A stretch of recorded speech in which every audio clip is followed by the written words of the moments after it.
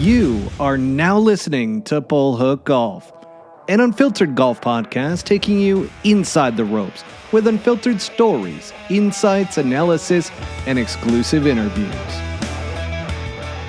Welcome back, everybody, to Bull Hook Golf. This is episode number 59, which is a very special number here in the golf world. And I'm your host, Matt Cook. We've got our other host here, Mr. Bobby Brown, PGA Tour caddy, and the gentleman who just broke the streak. So we'll talk about that coming up here. But Bobby, we got a great show. Yeah. We're going to talk about the streak and how that is now over. We're going to clue in the new audience members to that as well, since I know we've got new audience members coming in almost on a weekly basis now, which is pretty sweet. And then we've got the Zurich Classic that we're going to recap real quick, which was the team event on the PGA Tour. We've got the Mexico Open coming up at Vidanta, and we'll be talking a little bit about that, getting some penny bets going. And then we've got the big one, the big old LIV Golf Adelaide, and I hate to say it, Bobby, but it was fire. It was fire out there. It was. It's Australia, man. They're starved. They're starved for great sports. Of course, this thing was going to blow over huge. They had to love it. I loved it. I mean, we'll talk about it. Went over huge. Yeah, we'll talk about it later, but it went over huge. It was a huge success for him, the biggest success that they've had. It's not even close to what would be second to that, but we'll talk about it a little later. But they did. Congratulations to Australia. They put LIV a little bit more back on the map for the time. They definitely did. I mean, this could be the cornerstone that really takes the turn for them. Now, let's talk a little bit about your situation and how the streak is over. Give us a little bit of context as to what's been going on. Like, we suck. I mean, we've really sucked since Sony. For those of you who don't know, because Matt is such a nice guy, he stopped talking about all of these missed cuts about 4 or 5 tournaments ago. But Bobby didn't even ask me, by the way, everybody. We missed 9 cuts in a row. Okay, I've never been involved in anything like that. When you miss a cut, sometimes you're like, yeah, we got next week, right? And then you miss 2 cuts in a row. I think I've been involved. I was trying to think about this. I don't think I've ever had a guy that's missed maybe 3, maybe 4 cuts in a row. But here I'm standing next to a guy who missed 9 cuts in a row. And that's all the context you need. But I will say this. He always kept his attitude up. He never, you lose confidence when things start happening bad, right? Absolutely. You lose confidence, and everybody wants to give you advice. The coach wants to give you advice. Family members want to give you advice and that kind of stuff. And it's like, you just want to tell everybody, shut the fuck up and let Troy go play golf. And when it happens, it happens. And it happened last week. We made the cut last week. Yeah, it was a team event, but you still make the cut. It stands as a made cut. But man, I will tell you, I was thinking today about it because I knew we were going to talk about it on the show. Thank God. And I was thinking, God, if he doesn't, I could go back to the players. If he doesn't go after that flag on 7, like we talked about, we end up missing that cut by a shot, right? And then we missed the cut by a shot at San Antonio, right? When we opened up with a pretty good round the first round, and then, and then he starts making bogeys, and there goes the confidence, right? And there's pressure to make cuts when you miss a ton of cuts in a row. And then, Hilton Head, we missed the cut by a shot after, our 17th hole, our 35th hole, we hit one, 40 yards out of bounds, and you missed the cut by a shot right there. So there's little bits and pieces in those 3 tournaments that I take as a caddy. I'm like, well, let me not bullshit you. He's nowhere close to where he was last year when he missed 6 or 7 cuts for the whole year and finished, made it through the second playoff event. And as you know, had legitimate 3 chances to win last year, almost 4. But, I have my theories of what's going wrong. Obviously, I still feel like something is broken in his swing. The rhythm's off. Something's wrong. No one seems to, sketchy, thin ice right here that I'm getting on, but nobody seems to be able to fix it. I don't want to mention any names, but nobody can seem to fix it. So he's just going to play his way out of it. And we played our way out of it last week. Thank God we had Robert Streb as a partner. I will tell you that much. For all of you that don't know, Robert Streb and Troy Merritt are attached to the hip. They're best friends. We play all our practice rounds together on Tuesdays for the last year and a half. We got up to a great start on Thursday, shot 10 under. They started making birdies right off the bat. Troy was making some birdies. Troy was making putts. We made a big equipment change last week. We went to a Scotty Cameron prototype Let me see if I can say it right. 1.55. It's kind of that mallet one, black mallet one that kind of has the, ooh, I hope the Scotty Cameron reps don't hear this, but it has those kind of the two prongs sticking out the back of you. I don't even know how to. Yeah. I've got one But of those. he's been complaining all year. It's the putting. But to me, as the guy who's standing next to him, it's the tee to green game that I think has been way off. He's had a wicked right miss with irons that I've talked to you about numerous times that needs to be fixed. He's got a two-way miss off the two-way miss off of the tee, and the reason why guys would think that it's the putting is probably because because it puts pressure on your putting, right? Especially to a guy who's known out here on tour up until the last year as one of the best putters on tour, and it puts pressure on there and on him. And he felt like those old putters he was using, his stroke was getting real wavy. It wasn't too stable. And I've thrown in my 2 cents worth here and there, but I got to pick and choose my spots to not overstep my boundaries. I don't know why I'm so worried about that 18 months later, but that's part of a caddy life, to be honest with you. And this new Scotty, he made some putts. That's all I'm going to say. He didn't look as sharp as he looked last year. We shot 10 under the first day. We didn't get off to a great start the second day. It's funny, the cut was 10 fucking under, which is usually about seven under, 7 or 8 under. It goes to show you how good these guys are, because that alternate shot format is fucking stressful. Somebody could hit someone sideways and you can get out of position at any moment. And then all of a sudden you're just trying to figure out how you're going to get a putt for par. And if you get out of there with bogey, it's not quite devastating in the alternate shot. So I think we were 10 under the first day. We got to 3 under, we got to 13 under, and I think we bogeyed one of the last holes on Friday. Saturday, Streb went Yahtzee. I think Streb made 7 birdies on his own. Troy only cut him twice. Troy made 1 birdie all day long, which was disappointing. But when Streb, your partner's making that many birdies, it's no big deal. But Troy did make a nice par save on one hole to keep the momentum going. And then we came out on Sunday, and you could tell right off the bat on the first hole that they did not put any water on those greens. The wind must have been blowing all night, because they were different greens that we played on. And we got the big boy pairing of Xander and Patrick Cantlay. So you can figure it felt like 90% of the people, and hats off to New Orleans. This course that we play, TPC Louisiana, is kind of not downtown. It's in a little place called West Wago, I guess, or Avondale or Metairie. It's kind of and it's not, I don't want to say this, but I'm going to say it. It's not in the greatest area. It's just a golf course kind of in a not great area. So, I'll tell you, we made a nice birdie right off the bat made a nice par right off the bat on number 1, Cantlay and Xander. Birdie number 1. On number 2 is a pretty sketchy par 5 and alternate shot. We hit one up there, about 10 yards short of the green on this par 5 on a back right pin. When you think they're going to get it, right? It's an 80 or 90% birdie.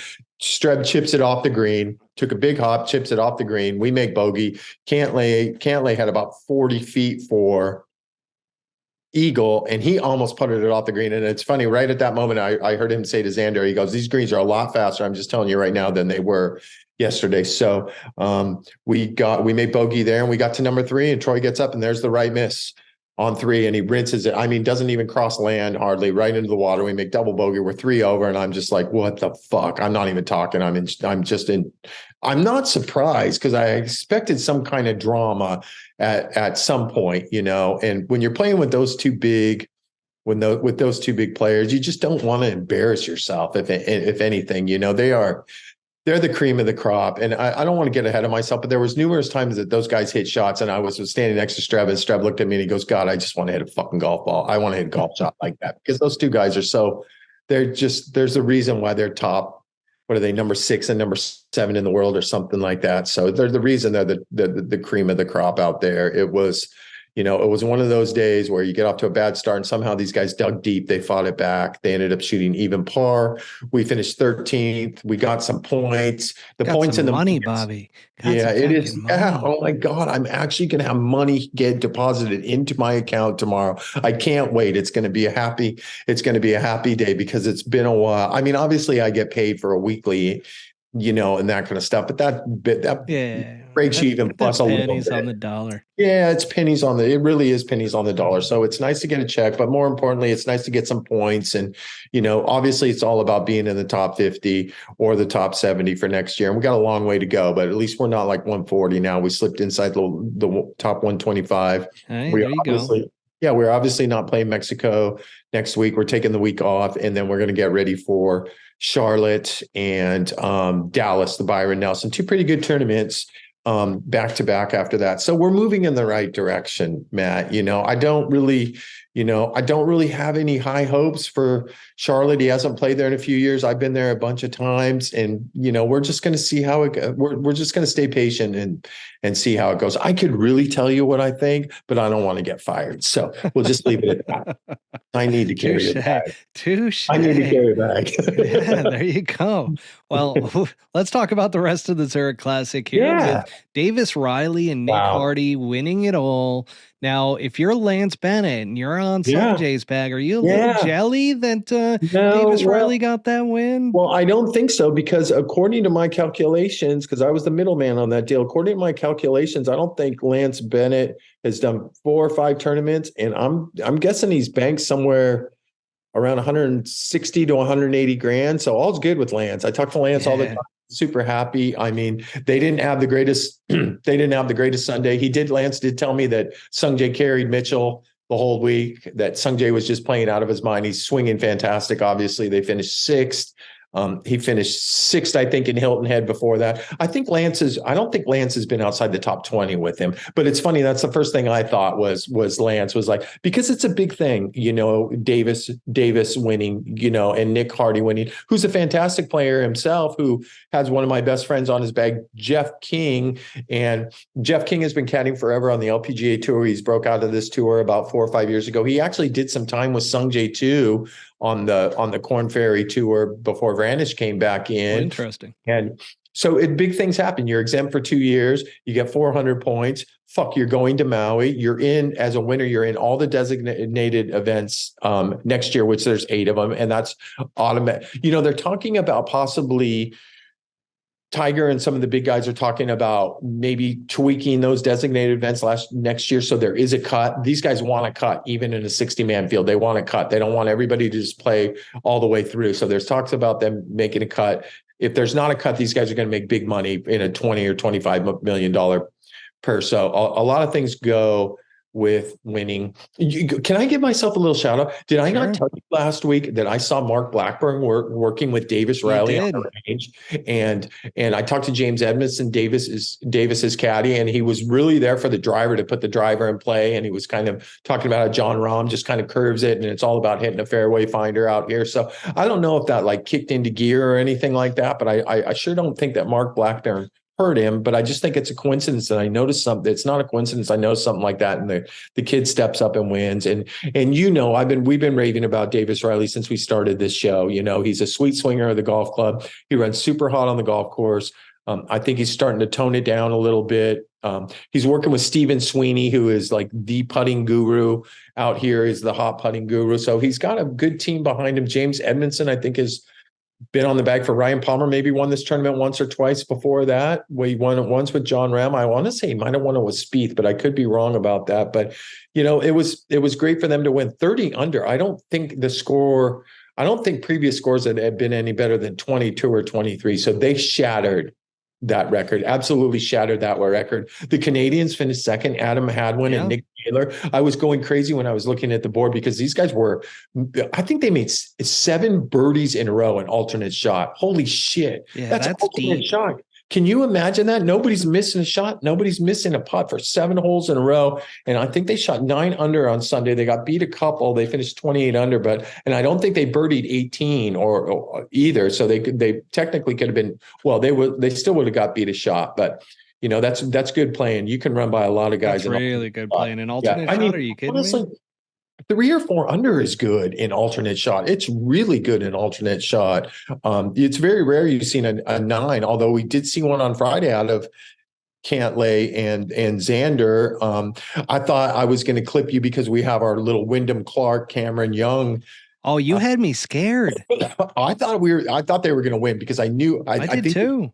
I think this Wyndham Clark is, and you obviously I made that bet because he's just trending. You can just see he's getting better and better. I'm watching it as he practices and that kind of stuff, and he's super duper focused. They had a nice week, him and Bo Hostler. I think they had a chance to put the squeeze on him, and on 16 they moved the tees up, which is they make it kind of drivable. Maybe one or two guys can knock it on with the right bounce on that grass, but I think Bo Hostler hit a tee shot in the water. They made bogey, and that was all she wrote. But the third place finish, Taylor Moore, another good week for him, and Matt Neesmith, they finished fourth. Xander and Cantlay did not do anything special, and they finished at 26 under. I mean, I'm watching these guys, and I'm just in. It's exciting for me, even though I had a bad day. It's exciting for me to caddy in front of all of those people. I'm not saying it from a cockiness standpoint, but that's, as a caddy, that's what you live for. You know what I mean? You want to be in that group. You want to be in that pairing. And there's a reason why I say that Troy Merritt's better than those guys 3 weeks out of the year, because these guys are fucking phenomenal. And they didn't drive it that good. Xander had the lefts going early. Cantlay really wasn't making any putts, to tell you the truth. And they had a chance. They made a bogey and they made a couple pars when it looked like, from 6 feet. And I really thought that I thought they were going to win that thing. And they didn't get off to the greatest of starts, but they just hung in there and they never got frustrated. And obviously it's a little more loosey-goosey when you have a partner, right? But can I tell you one thing that I did notice about Cantlay, with all the shit that's been going on around about his slow play? I want to make two statements right now. Number one, Cantlay's always been slow, and he's just, that's the way he's been. But all these people ripping on Cantlay, they have to remember his group has never been out of position, right? They were talking about Ram and Koepka talking shit, or Koepka talking shit. Yeah. I don't think John Rahm would be the one to really talk shit. But you remember, they were never out of position at the Masters. They were waiting on shots too. But my point is I saw Cantlay went to a new routine. And I don't know if it's just because of the team thing, but he wasn't taking half the time over his shots that he was. He was kind of like stepping in and giving it a couple waggles, and he was good to go. It even seemed like his putting sped up. His putting routine sped up a little bit. So maybe he's making a conscious effort to get people off of his back. But I guess one of the points I want to make is when all these people, these average golfers on social media are like, oh, he can't, it's like watching paint dry, or he's so fucking slow and that kind of stuff. Well, you're never going to be timed if you're not out of position, right? Because if you get out of position on the PGA Tour and an official is on you immediately and he's waiting for you walking off the tee, he goes, you guys are a hole behind. We're going to give you a warning or catch up. And if you don't catch up within a hole, then they're going to start timing you and put you on the clock. And then, of course, when you get timed, everybody speeds up because nobody wants to get fined, or they don't really penalize anybody anymore, to tell you the truth. But these guys got to understand, these average golfers, these guys are paying, let's just say 7,300 yard golf courses, right? And they're playing for $3.6 million. Who the fuck is not going to take their time in those situations? We see it week after week. I mean, nobody ever complained when Dustin Johnson and Austin Johnson took forever to read putts at the Tour Championship or this major or that major. It just goes with the territory. Your focus level goes up, and you want to make sure that you're committed and you're making the right decision to win a $20 million tournament or whatever tournament it is. So I'm out of breath talking about. Yeah, wow. I didn't expect you to go in on protecting and defending Cantlay. I mean, I think the one that got him actually thinking about it was at RBC Heritage, because it wasn't the Masters deal. RBC, he had some issues. Fans were starting to get on him a bit. Yeah. And then Fitzpatrick was the one after that round that was like, this slow play, we need to do something about it, and he was directly talking about Cantlay. So I think that one was kind of an eye opener for him. And I think it's good for him. You should always be trying to improve your pre-shot routine and trying to speed up a little bit. And, when it comes to reading greens and so forth, you got to do a lot of that while others are getting ready for their putts and putting before you. So he hits it close enough.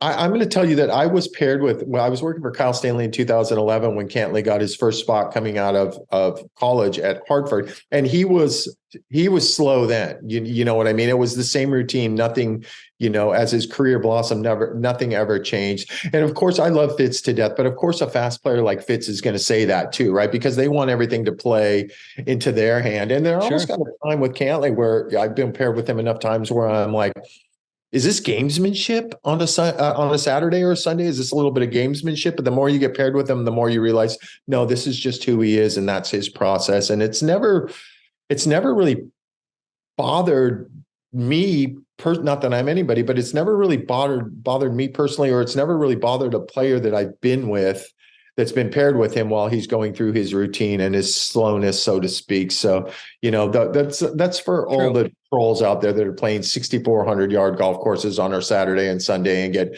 behind a bunch of chops or something. And they're like, oh yeah, can you speed up and that kind of stuff. It's a little different, at this level. For sure. There's also, the one, on Instagram that was going around, the video of him. That was from a couple years back. Remember when he went through and was having some issues pulling the trigger and had the million waggles going? Yeah. He fixed that though. So that's not a part of the recent trend of what's been going on. He's just very methodical. And I think he's gotten trapped with some fast golfers. Obviously, Koepka is a very fast golfer. Rahm's fast golfer. And then you've got Fitzpatrick that played with him the following week. And that stuff starts to play with your head a little bit. So I can understand how, he didn't have the best week out there at the Zurich Classic, but it sounds like he's working on it, trying to speed up just a little bit so that it doesn't become as big of an issue. The other one I want to touch on that you brought up was about Wyndham Clark. Man, does he looks good, Bobby. Yeah, now, he does. Not only that, but if he could fix that 75 and in range, he'd be lights out. I mean, that's where he really struggles, is with some of those shorter touch shots. And even the short game around the greens a little bit, he struggles a bit, but his swing looks so fucking good. Yeah. It's unreal. I've been raving about him for a while now. I'm surprised he hasn't won yet, but let's just hope, let's keep our fingers crossed he wins before your boy Cameron Young. That's what let's talk a little bit about our penny bet there, which you had me scared on multiple levels because, as everybody knows, if you missed the episode, Bobby and I have a year-long penny bet for 1,000 pennies that I have Cam Young and Bobby has Wyndham Clark. Whoever wins first on the PGA Tour is going to obviously win the bet. And then we normally on a weekly basis have our penny bets, which are always 1,000 pennies back and forth. And on this one in particular, I had Keith Mitchell and Sungjae. Right. You had the Kim brothers.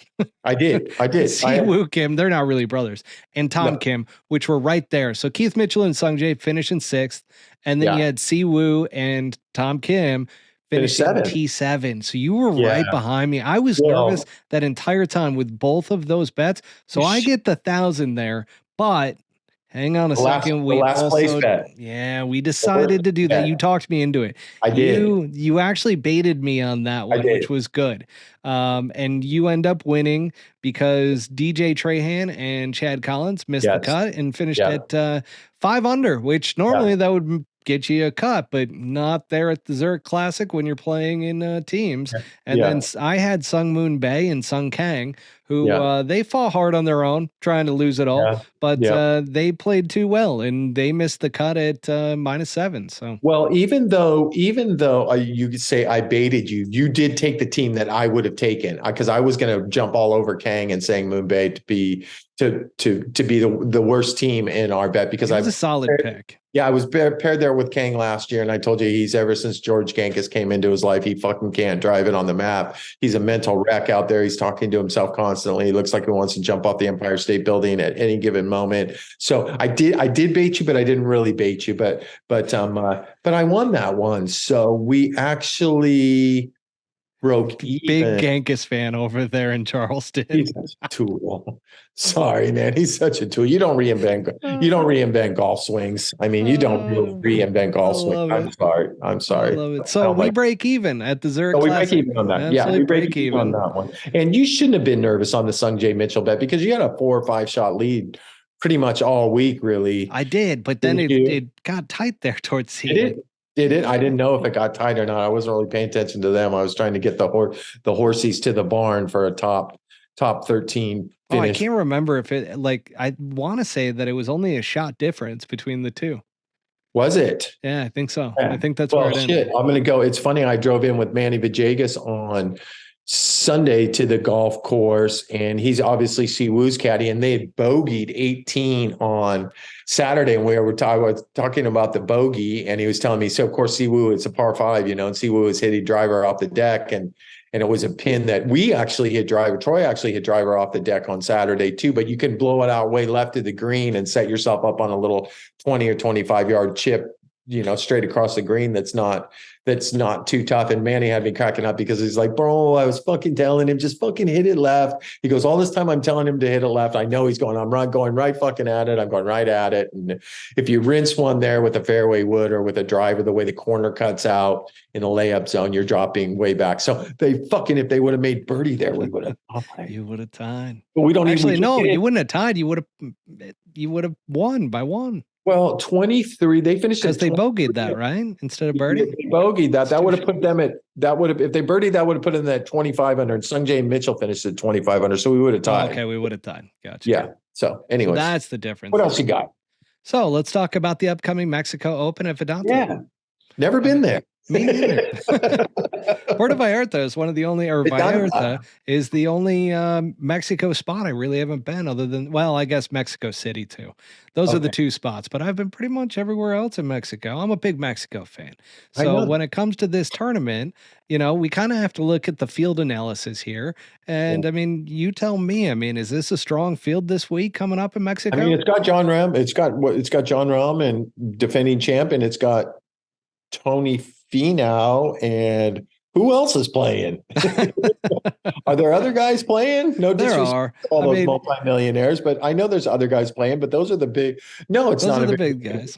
We didn't get world rankings last week, but if you would have there's a guy on Twitter, Nosferatu. Do you know this name? No, he's this world ranking expert. He can figure out world rankings and tell you where everybody's going to be based on their finish. He's like some mathematical genius. And I was reading on his Twitter that was a strong field. That was actually a pretty strong field. I know LIV took all the highlights with their great Aussie tournament, but that was a strong field. It would have got 44 points available on the world ranking, which is pretty damn good. We're above that. And I think I was reading this morning that this field is going to have 29 or 30 points somewhere around there. So that should tell you something. But I did do a little recon with some caddies that have been there and are going there. And they tell me it is obviously John won last year. So I don't need to tell you that it is a bomber's paradise. That's what everybody says. It is long. It is past Palom. The fairways don't move much. The greens are wicked fast. So you have to do some thinking around the greens. So, it's a 2-horse race to me. I'm telling you right now. So? It's a 2-horse race. I think it's those two guys. Tony Finau comes off some time off. I'm not sure if he's going to.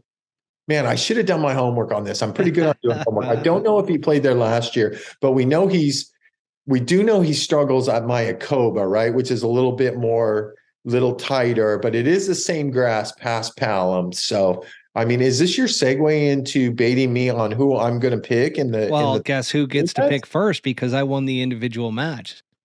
Wait, whoa. Yeah. Slow down. You can't be making up rules like this. What if we just talking about? What if we just fast forwarded and said that and got before LIV and said that I swept you on LIV and I actually won 3 out of 4 bets. Shouldn't I pick first? No, because I whittled you down. Whoever wins that individual bet ends up getting to pick first. Well, I know who you're going to pick. That bet. I'm going John Rahm.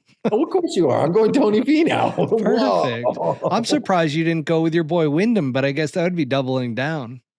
Oh my God, I didn't even think about that. No, I'm going to take. And it's a bomber's course. And that would be interesting. He's a super bomber, but I'm going to go with, as much as I love Wyndham Clark, I mean Tony Finau's Tony Finau. So I'm going to go with Tony Finau. He cuts it. Both him and Rahm cut it a little bit. I heard that's very apropos for that golf course. So we got the first and second favorite going head and head for that.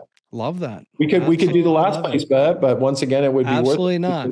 Yeah, because I don't know. I am done with these last place bets. Oh no, we got LIV Golf this week. We're going right back at it. We do not have LIV Golf this week. Yeah, they're in Singapore this week. They go right. Are they really? They're right back at it. Oh, I was expecting a week off. Oh, I'm supposed to be the LIV Golf expert. For the show, these poor son of a bitches go from LIV where they sell out and they have 70 to 90,000 beer chugging. Crazy Aussies. Hang on. No talking bad about it yet. Okay. We got to break this up into two different segments. So that's our upcoming Mexico Open. We crushed our penny bets. I've got John Rahm. You've got Tony Finau, basically the two top guys that are going to be playing in it. I went through the field as we were talking there and just kind of looked over everything. And Wyndham Clark is the only other one that really stands out that probably has a chance out there. Yeah. And then otherwise, a surprising like rookie like Akshay Bhatia or something like that would be an interesting one. But who knows? I mean, you never know when you're going out to Mexico and seeing the conditions and so forth. Should be fun. I'll give our gamblers a little value for the dollar on the top 20 or top 25. Nobody fall off their chairs when I throw this name at you, but Grayson Murray played really good there last year. He made the cut with Wesley Bryan last week. I know he is enjoying temporary sobriety. I don't know how to say it, but I know he stayed out of the casino in New Orleans last week. I know he was the first one at the golf course this morning. I know he is a workaholic when he is sober. So I look for Grayson Murray to have a good showing. I think he finished 16th there last year. So any of you $2 bettors or something like that, looking for a long shot, a little horsey to top 25 or something like that, throw a couple bucks on Grayson Murray. I might even follow that. Yeah, I like that. I like that a lot. All right. Let's talk about what is behind me right here, which was the 12th hole, and LIV Golf Adelaide was absolute fire, Bobby. So we're going to start off with the good. This is going to be, so if you are a LIV Golf fan, you love LIV Golf, this is the section that you want to listen to. And I will warn you as soon as we turn the corner here and maybe put on some earmuffs for the second part of this. But let's talk a little bit about the good, because I know you were watching it. I watched it intently over the 3 days that it was on, because it was 7:00 out here when it was coming on in Arizona, which was really nice to have kind of some primetime golf. I had a lot of action going on because I had the Knicks playing, I had the Rangers playing. I'm a New York guy, so all the New York teams were on, the Yankees. At one point, my wife Alyssa was looking at me going, how many freaking sports games do you have on? How can you pay attention? And sure enough, I still had one of the screens was dedicated to LIV Golf. And Bobby, it was fantastic. The golf course was in fantastic condition. It played very fast and very firm. It was really short too, right? 68. It was really short, which they set it up like that on purpose. They absolutely did. They wanted this to be, birdies everywhere, really low scores. You could tell that because everybody was hitting wedges into these par fours, and even the par fives, everybody was hitting irons into the par fives. Nobody had that hole behind you is a wedge, isn't it? And I think that's they moved it way up on the final day to where it was a wedge. It was a 9-iron to start with, and they kind of each day they moved it up. Yeah. So, and I saw another hole on the front side was a $124 or a $126 or something like that. That was the shorty.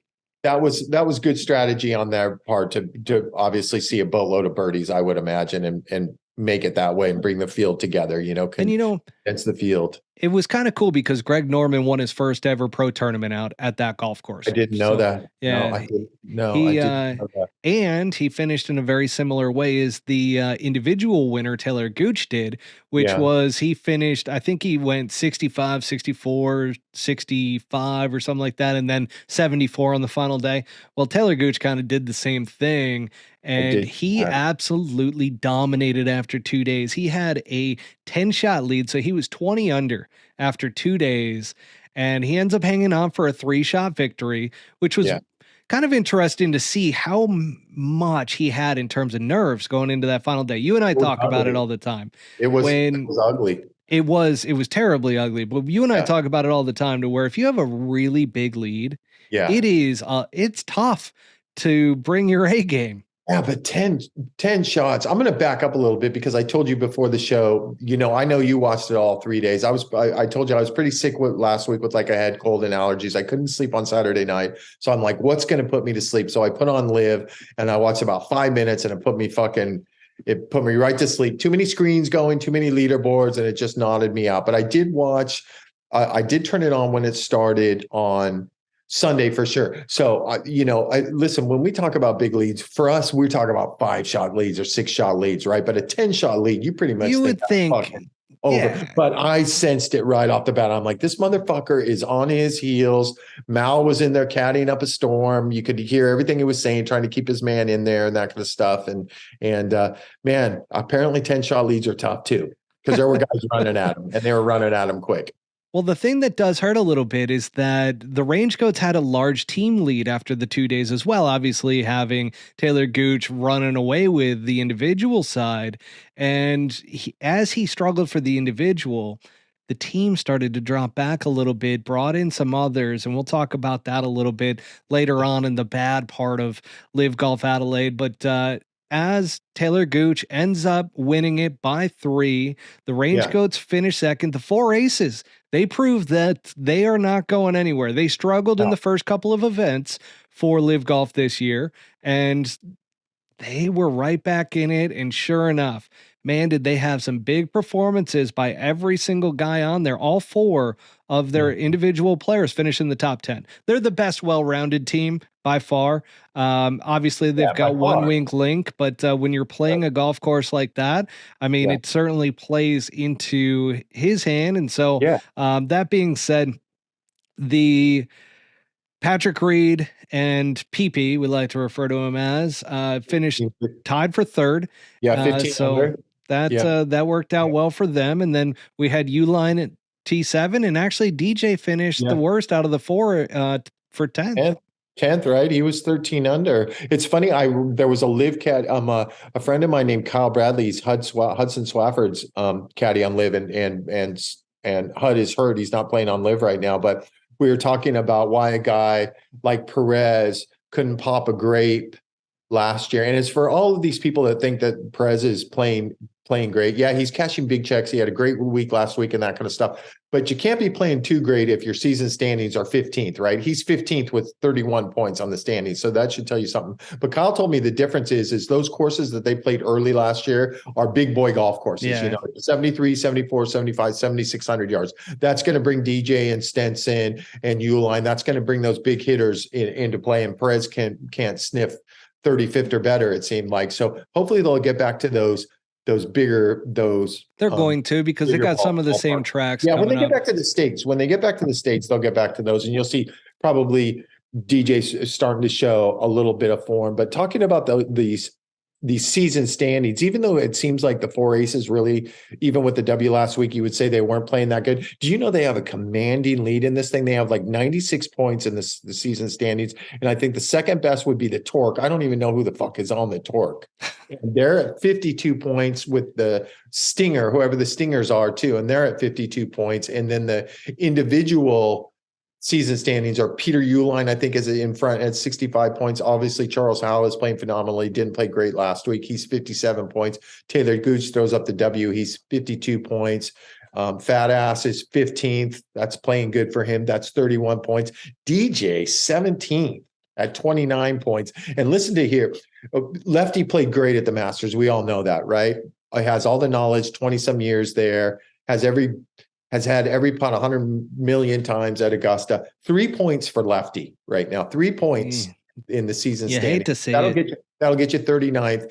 And the ex guy that thinks he's the smartest guy in the world that barely made it through college, Bryson, is got a whopping 4 points at 38th. So that wraps up Bobby's Brown shit session on those guys. No, we're not even to the bad yet. This is the good part.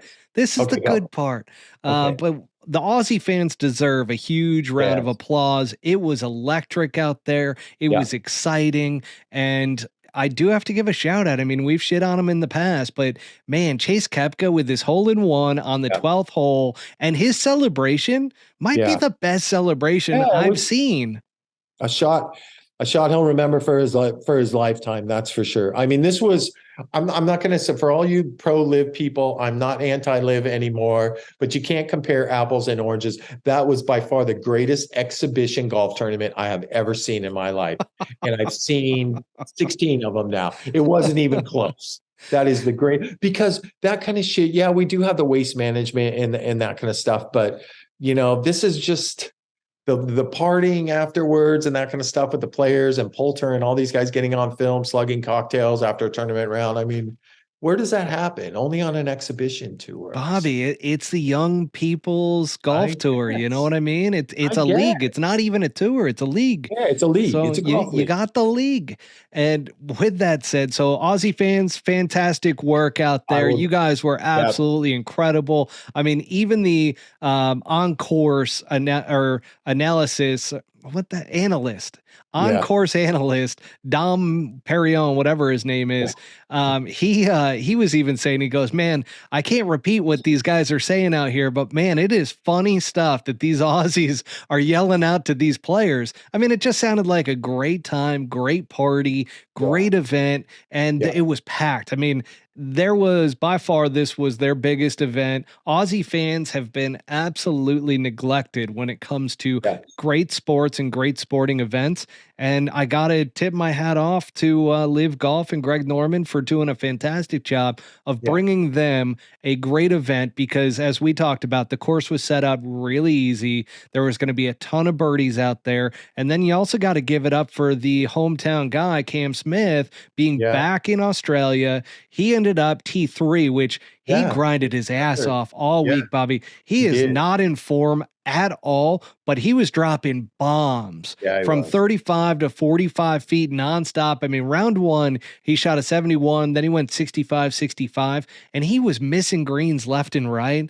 I mean, Yeah. his driver was off. He was hitting some of these big hooks, and it was not pretty, but overall, great stuff out there when it comes to LIV Golf Adelaide. It was a huge success for them. And I'm saying it might be a cornerstone in this entire thing to where they Well, start to gain some momentum. Now, yes, they're going to Singapore next, which is going to be this coming up weekend. yeah. I didn't even realize that it was coming up so fast. It's actually kind of exciting because I get into the lull where it's like, oh, there's an event. And then all of a sudden, oh, there's 2 weeks off. And then there's an event. And it's like you got to get yourself back up and excited. But now it's time for the bad, which, if you're a diehard LIV Golf fan, it's Turn the time for volume off. earmuffs. It's time Yeah. for some earmuffs. Maybe you just turn off the podcast, maybe press pause and never come back to it. It's Yeah. completely up to you. But now we're going to get into the bad. And by the way, now that we're into the bad, so stop listening now if you are a diehard LIV Golf fan, because man, you guys are fucking soft. You guys are the softest fucking fans in the goddamn world. You guys get so irritated, like so sensitive. You're just like a Pat Perez out there, just sensitive Sallies. And Yeah. you hate to see it. You really hate to see it because, and it was funny because even Max Homa called out these Yeah, LIV I saw Golf Yeah. guys, I saw and that. was like, Taylor Gooch is a great human being. He's a great Yep. father. I'm Yep. happy for him. He's like, so LIV Golf guys, you know, have Yeah. at it. Like, and then even Gooch chimed back in, and it is one of those things to where you can't be so sensitive Yeah. with a new product, especially. Like, it's not the end of the world if somebody criticizes it. It Yeah. ends up making the product better. And a lot of what we've done is provide feedback. And that's something to where it should be appreciated and looked upon as, wow, okay, we can make this better. We're going to have a better product. And I cannot stand how, the only people that are still talking about the fact that, like, comparing stuff to the PGA Tour There's no are the LIV Golf pundits. Like, Yeah. they're literally just sitting there comparing everything to the PGA Tour.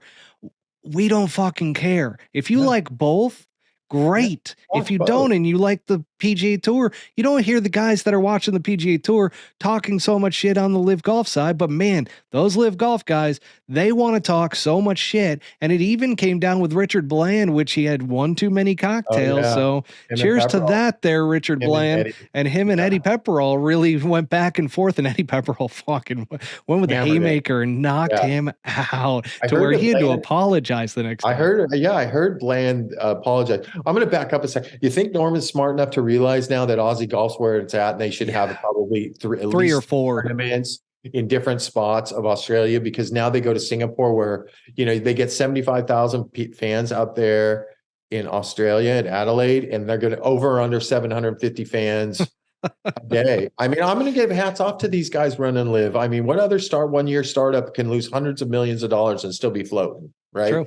These guys are That's still what we've talked still about floating. that ongoing. Yeah, I don't know if it's going to be the big turnaround for him. Obviously, Augusta was huge for him. This was 10 times more huge for him, but they'll like you said, they're definitely going to get more viewers for Singapore, but there's not going to be, this is like the top of the mountain, and now it's like probably going to the bottom of the mountain. It's probably going to be their least popular event. I would imagine that. I mean, these are all my own personal opinions on something like that, so we'll see how it goes next week. That's for sure. Well, you ready for this, Bobby? Yeah, tell me. The part of the broadcast and They're everything horrible. that goes on with it is that everything's over exaggerated. Oh, they sell. They're selling It's hard. It's very unbelievable. And I mean, I've been a VP of sales for a company, and I'm sitting there going, Jesus Christ, can you guys just stop? This is absolutely horrendous. They're saying everything is the greatest. Everything is amazing. This is the greatest fans that have ever existed on the face of the planet. We have more fans than the PGA Tour. And then the worst part was when Norman comes on the broadcast and says, oh, this course has the best conditions that I've ever seen in my entire life, in my entire playing career. And he goes, and multiple players have told me the same thing, that even the players that played in Augusta last week said that it's even better conditions than Augusta National at the Masters. It's like, what the fuck are you doing? Do you take us to be fucking morons here? And like, you can look, like, just look at what you saw on TV at Augusta and how plush and green it was, and then look at the yellowish green. Like, yeah, I'm sure that it was fast and it was well groomed and everything, but just say it's in great condition. You don't have to say it's the greatest condition we've ever seen, I've ever seen in my entire playing career. Can you please just fucking stop that? I had to. So Friday and Saturday, I didn't listen. So after that comment, I couldn't listen. I muted it. I turned it completely, the volume completely off, and just watched the action because I just couldn't deal with it. And they do that week in and week out. They're talking about how amazing this is and how fantastic and how perfect everything is. It's like, guys, you are blowing tons of money. Just be honest. Like, the only thing that I heard was on Saturday, which was in the beginning of the broadcast. They actually said something that was real broadcasting, which was, man, we saw a lot of bad shots on the 12th hole yesterday, and it's only a 9-iron. Like, that was the best thing that was said the entire time. It was horrible. I mean, what's your take on that? Well, I mean, the first thing I meant, well, you know, criticize or not criticize, but it's still the worst. Other than Faraday, it's still the worst announcing team you could possibly put together. I mean, it's not the Asian. You don't like the hang on a second. You don't like the announcer that does Ted Lasso? Because he's the soccer announcer in Ted Lasso. No, which one is him? Remy Martin, or what's his name? Well, you said Dom Perignon. No, Dom's on course now. He got kicked out of the booth when Faraday came in.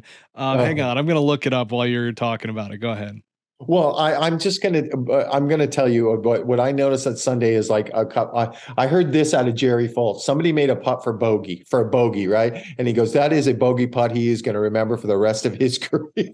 I'm like, what the fuck is he? It's Arlo White. Bogeys. Arlo White. Oh yeah, he's the announcer in Ted Lasso. He's the soccer announcer. Yeah, 100%. On my favorite show. Yeah, I just fucking ruined your favorite show, didn't I? Tomorrow. Are you sure? 100%. I saw him. I go, oh my God, that's him. Wow, I did not know that. That's his real claim to fame because he don't know nothing about golf. It's official. And the the long drive chick that went to Southern. I like her. Don't. She's nice, but she's fine. No, the other one drives me nuts. Sue Ann. She's so Sue Ann. Let's go over to you, Sue Ann. This ball's going way right. Boom, it lands right in the middle of the fairway. You're like, this chick is, drinking toad venom. Yeah, I think, I don't even want to say anything about that because that's a rough one for me. Yeah. Now, getting to the actual action. Yeah. The golf course was way too fucking easy, Bobby. Yes. Jesus Christ, man. Like, you're not fooling anybody who actually knows about golf when all of a sudden you see these fast conditions, the ball's rolling 40 yards. You got wide fairways. You've got a 6,800 yard golf course, and Pat Perez is hitting fucking 5-irons into goddamn par 5s. I mean, I didn't see a lot of drivers off the tees from. You couldn't. Ball went too far. They were driving a 377 yard par 4. Yeah, I guess not. I guess you couldn't have, but I couldn't really.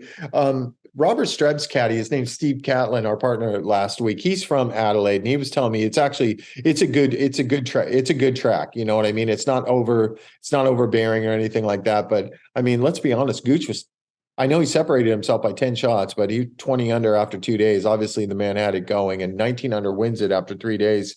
you would have to think in a 4-day tournament, 25 or 26 was probably going to win it, somewhere around there if Gooch kept it going. So I wouldn't classify that as, like I said, it's probably good strategy on Norman's part, on whoever their setup team is, which I'm sure he's got his hands all over that, to make it a birdie fest for the Aussie fans. But I could tell you what I like about it and what I don't like about it, but I'm super stoked for all the like you said, for all the Aussie people who the Aussie golf has so much history, right? And there's so many great players and so many great Australian players, and they got to see all their heroes. I mean, Leishman, Cam Smith. I mean, come on. I mean, that is so all their heroes. Those are two guys. Well, I mean, those are the two, those are the two guys, though. Yeah, those are the two main Aussie players, modern day Aussie players. I mean, Cam Smith, head and shoulders above anybody else, everybody else.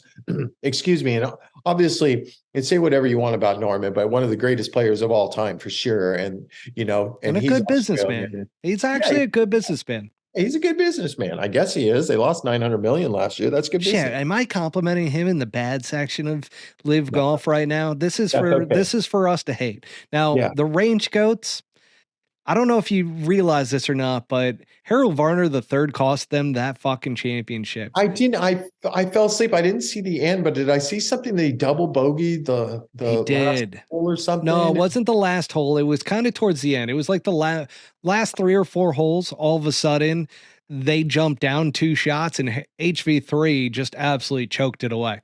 Gave up a terrible double bogey. I mean, it's tough to make double bogey out there, period. And then Taylor Gooch, they talk about how big the team aspect is, right? To this entire thing. They pump it up, pump it up, pump it up. It's all about the teams, which the RangeGoats, I hate to do this to them because they're now my favorite team. I fucking love them. I love their logo, love the pink and black. I love me some, Taylor Gooch, but that's Bubba Watson's team, right? It is. So you got Bubba, you got HV3. I was trying to think of the other one. Peters. What's his first name? Thomas Peters? Thomas Peters. Yeah. So they've got him, and then they've got so HV3, Bubba, and then Taylor Gooch. And so they're my favorite team. I like them because they're kind of the underdogs, but they got the great logo and everything. But Taylor Gooch, man, if the team mattered to you as much as it did, you would not have come out and played the way that you did, scared, coming out as an individual with a 10-shot lead. I'm sorry. I will say this, getting back to talking to Kyle Bradley last week, it's for yes, they're pushing the team event because that's the only thing that's going to get popular for them and maybe keep them on the map. Get them to people to buy franchises. But Kyle Bradley was telling me with these new, with not all the money going to the players and the caddies, like that's like the fucking, they say they play for each other and it's cool to win that. He's like, it's every man for himself because the big money's for winning, right? And Taylor Gooch got the big money at $4 million. I mean, the 4 aces, what are they going to see? What are the players going to see? I know the caddies aren't seeing shit out of that. The players are going to divvy up at 25% of all these earnings, which is still a nice little lick. But according to a caddy that is on the LIV tour, it is all about individual now. Well, it showed. Yeah, it showed with Taylor Gooch. Yeah, for sure. And then you've got fucking Pat Perez out there dancing around like Windows 95 got relaunched again. I mean, I fell asleep for that. Tomorrow, everybody if you're listening to this, go to our Instagram. There's going to be a story on there where you're going to have the comparison. And I got to tell you, Ballmer takes the cake from Pat Perez because Ballmer actually got some knee flex in and jumped higher during the Windows 95 launch back in 1995. And you got Pat Perez to the right. But man, talk about a stiff individual because he's got no real ability to jump or move around. He looks like he's just like, well, he weighs 240 pounds, so that doesn't help. And he's like 5'9". Was it the same dance he did when they won the team event? Oh yeah, same thing. I mean, he goes right back to the broken record. Looks like an absolute clown out there. But the worst part was that it was only a putt. He made a 40-foot putt. Act like you fucking been there before, bud. Yeah, because these fans, now what's hilarious is that, and Pat doesn't know this because Graham McDowell, a few groups prior, made the exact same fucking putt from the exact same distance and just lifts his putter up. Crowd goes wild, but there's not bottles and everything being thrown out. But because of Perez's reaction, and a lot of those fans aren't necessarily golf fans. So all of a sudden they start chucking bottles thinking he just won the Grand Prix.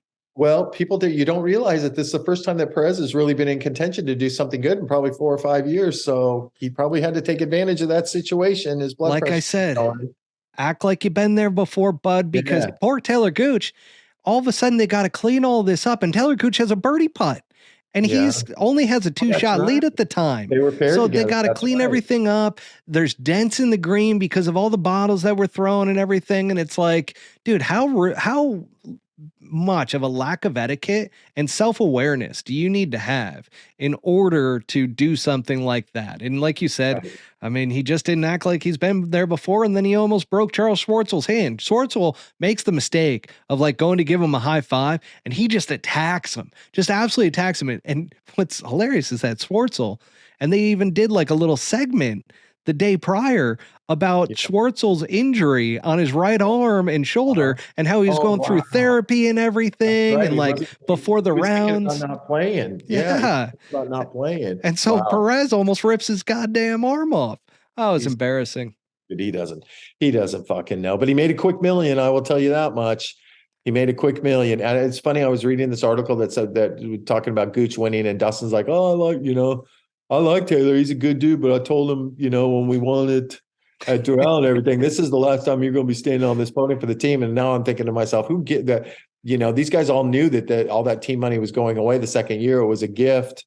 It was a gift the first way. I don't think Gooch really gives a fuck about winning the team things, to be quite honest with you. And I don't think anybody does after. I don't think so either. Especially what you were saying with the individual prize money being so much more, and then the teams, the team is making the majority of that, and then can dish it out if they want to. But yeah, that whole the only thing. Bad thing for me is now Perez can't get relegated because I don't think he mathematically can finish in the last four, and that's really going to crush my whole Christmas this year. I was going to actually fall off the wagon and have a drink if that fucker got relegated. God. I did hear from my caddy buddy too that he's just fucking running his mouth off on that tour like he always does, and sometimes he can say shit that he doesn't realize who's standing around him that could rub some people the wrong way that have a little bit more power than him. So every week that Pat Perez is making money is a good week for Pat Perez. He also got DJ misquoted because he was shitting all over the PGA Tour. Really? And then the press came out, whatever press was over there from Australia, they reported it that Dustin Johnson said it. And then Dustin Johnson and his people had to come out and say, no. Wow. Well, Dustin there you did go. Not say that. It's a liability. That's the way he's 100% a liability. You mean Pat Perez was shitting on the PGA Tour, the same Pat Perez at two Rivieras ago that said that the PGA Tour was the greatest fucking tour in the world and they've done so much for him? That Pat Perez? I can't believe it. Hey, bud, public service announcement. You played yourself, okay? You absolutely played yourself. Just shut it, act like you've been there before, and just take your money and run with it, man. You're going to, I mean, I know it leaves as fast as it comes in, but Jesus, man. Yeah. Hell yeah. Start to work on yourself a bit. How'd the penny bets go last week in LIV? Not well at all. Not for me. Surprise. Okay. So first of all, you're individual with our golf picks, but louder edition. Bobby with his fucking cheat code of Siwon Kim at plus 14, Bobby, plus 14.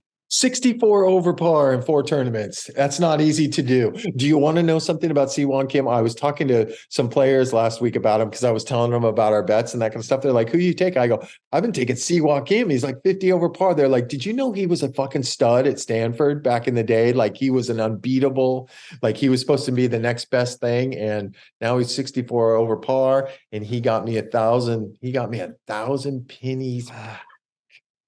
And it's my pick coming up, but we have hang on a second. See, you didn't even know they were in Singapore. Now you're fucking blindsided. You shouldn't have taken that first pick with John. I really need to just pull this up. I'm going to start drinking heavily. So I get to pick first on the worst player in LIV.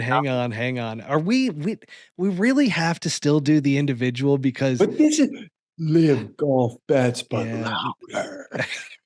You got to get the segment right. It's golf picks, but louder. I'm sorry. It's okay. Are you scrolling through the field? Because it's the same field. I am. I'm trying. I get to pick. Hang on. So, and then the team which again, you Yeah. won that one. I made just the You biggest almost put him brain in the fart of reverse all. though.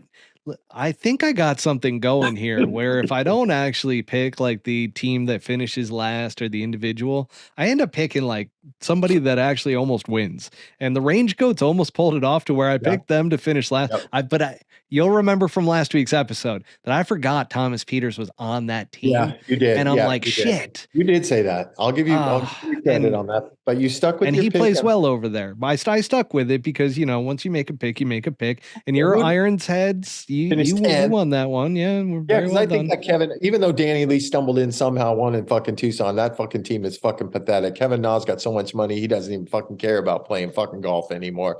He's got Jeez. Siwon Kim to fucking deal with. He's got to go through that nightmare right now. And Danny Lee didn't play any fucking good last week either. So they finished 10th. So I swept you for 2,000 pennies, which Matt, the grand total now is you are only up 2,000 pennies. And I will go back 3 weeks ago and you were up 9,000 pennies. And for all of you people that don't know, as soon as somebody gets stuck 10,000 pennies, there is a $100 Venmo. Bobby's on a goddamn heater. He's on a fucking heater, folks. I am on a He's fucking at the heater horse right now. track and he is Yes. picking all the Right. trifectas. Vanillas, exactas, trifectas, superfectas, pick six. I fucking got the winner of every fucking race. So I'm going to step right into another winner. Okay. In the individual, I am going to take, let me look down my list. Siwon Kim to finish last. That is so Fuck fucked. it, Dano. So goddamn fucked. Who you got? Oh, Jedediah man. Morgan. Scott Vincent. I don't even know if he's playing this week. They're playing him. No, I know, but is Andy Ogletree playing? Is he back No, he would be an Yeah, alternate. he's Yeah, an but you don't want to alternate. take Ogletree. He's actually good. Yeah, well, He's won twice on the Asian tour now. The he LIV finished. Developmental He Tour. almost finished dead last in not. No, he didn't play in Australia, but he did play in the Orlando. one He yeah. beat 9 or 10 guys. Come He on. finished 43rd. Oh, he did? Yeah. But it's okay, Bobby. We all have a moment. I am Caddy going. embellishment's a big thing in my life. I am going to go with. Fuck, man, this is tough. I'm going to go with Jedediah Morgan. I know. Good news is you get to beat you, but now the bet goes back to you. I don't know how you got to fucking pick first in this one. I don't get to pick the teams this week. I do too. Oh, I get to pick the teams too? Yeah, because you won. You picked the Ironheads. You know, I'm such a great creature of habit. Ironheads again, back to back. Good for you. Good for you for sticking to your I know guns. you ain't picking the fucking RangeGoats because you love their black and pink colors. I do, yeah. I'm not picking them again. We got Bubba Watson. He fucking careered last week, shot and finished 11th, 12 under. That's fucking careering for him. You know what's crazy? What? You were just talking about this earlier. Do you know who plays on Torque GC? And they are not my pick this week, but I was just looking at the standings and they're actually second right now behind the 4 aces. Yeah, 52 points. Who's on their team, Torque? Fuck if I know. I don't either. All right, so let's take a look. So Torque has, oh man, where are these teams? Here we go. Get so the Torques, hang on, I'm doing work as I'm, it's Joaquin Neiman, David Poog. We've got Sebastian Munoz and Mito Pereira. Okay, so they're not bad. Yeah, the Latinos. I was just wondering about them before I got to my actual pick because I wanted you to think that I was going to go. While you're looking at that list, who's on the Stinger? Because they're 52 points too. They're tied for second this season deal. Who's on the Stinger? So that's where you have Charles Schwartzel. You have, hang on, let's see. Louis Oosthuizen. See, I'm still getting used to the teams and like who's on which teams. Yeah, Louis Oosthuizen, Burmester, Grace, and Schwartzel. So that's a good squad. Gotcha. Yeah. It's a good squad. So I am going to pick for my golf picks, but louder for trying to get last place here for the teams. I'm going to go Gleeks. Who's on the GC. Gleeks? So on the Gleeks, we are going to have Martin Keimer, he's had some struggles since coming back from surgery. Richard Bland, he's gonna feel really embarrassed heading into Singapore.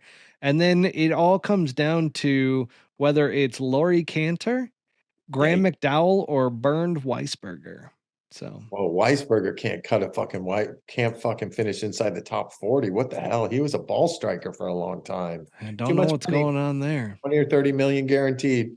Lot of lot of drugs. No, I'm kidding. Okay. So we also, well, that pretty much actually sums it the fuck up here tonight, Bobby. Cleats versus Ironheads and Yeah. Seawon Kim versus Jedediah Morgan. Jedediah Morgan. Get them horses in the barn, Jedediah. Can't wait for Singapore. Here we fucking go. I get to watch Mexico and Live. I don't think I'm going to watch Live again, to tell you the truth. Oh, yes, you are. Yes, if they went you back to are. Australia, no, Just I won't. watch the final day. Or do me a favor, just watch the highlight video that they come out with after each round.